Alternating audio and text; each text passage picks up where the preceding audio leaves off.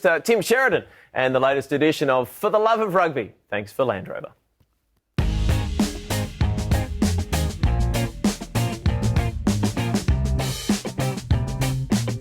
A thing we've noticed travelling with Land Rover in the lead up to Rugby World Cup 2015 is that the true spirit of rugby is often strongest where you'd least expect it. Here in the wine country of South Australia, you'd hardly expect to find a rugby club, but that's until you find out about the Barossa Rams. It's almost like what the winemakers say about these vines. You put them where it's tough and they thrive. I'm the president of the Barossa Rams Rugby Club and also captain of the senior team. We're here at Lindock in the Barossa Valley. I guess the culture is very much, as a boy you play cricket in the summer and you play Australian rules in the winter. We do export a great deal of wine from the Barossa Valley. It's probably one of the most, or the most famous wine region in Australia. Some people will dispute that. By exporting the wine, it publicises the region and it attracts people to here. We basically export wine and import players. That just helps us bolster the ranks in the club. And there's a great sort of family feel to the club as well. The kids will train and then the parents, with a bit of coordination, will arrange meals for all the kids straight after training. Some of the coaches will have a bit of a chat and award some of the players some of the achievement awards.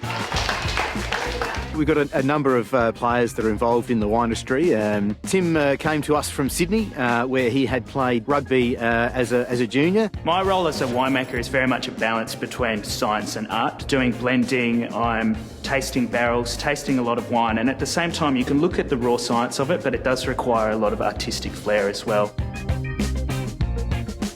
Well, it's very difficult being in the Barossa. We struggle to get players. We struggle to find people that understand the game. A lot of the people in our team are actually not from South Australia or, from varying parts all around the globe. But when we all come together, there's one thing that binds us together, and that's our love of rugby. When I found the Rams, I found a bunch of guys that were very like-minded, but I also found a team with a real sense of community, mateship, camaraderie. A lot of people in the Barossa, they're drawn to it because of the wine industry, so our team very much revolves around the wine industry. My name is Mason Canning. I'm 20 years old. I moved to the Barossa in 2012 to play for the Barossa Rams. I joined the wine industry. I work for a cellar door as a wine educator. I started with the Rams because I was just keen to get back into rugby. It's a great place to be. It's a good club to be a part of.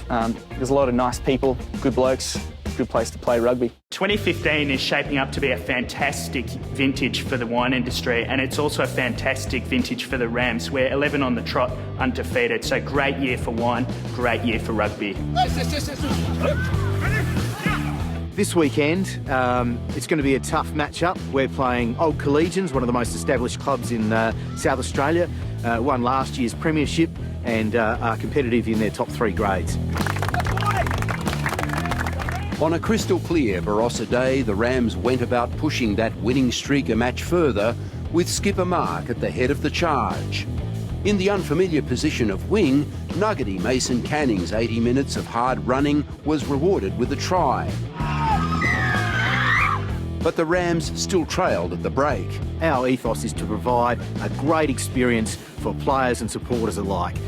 We try and have a great culture around the club that's inviting and open, a great place to come and enjoy rugby as a sport.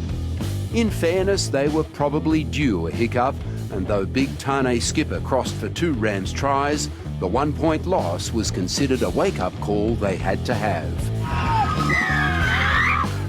Look, come to the Barossa. It's not just the wine, the great food, but it's a great place to come and enjoy some rugby.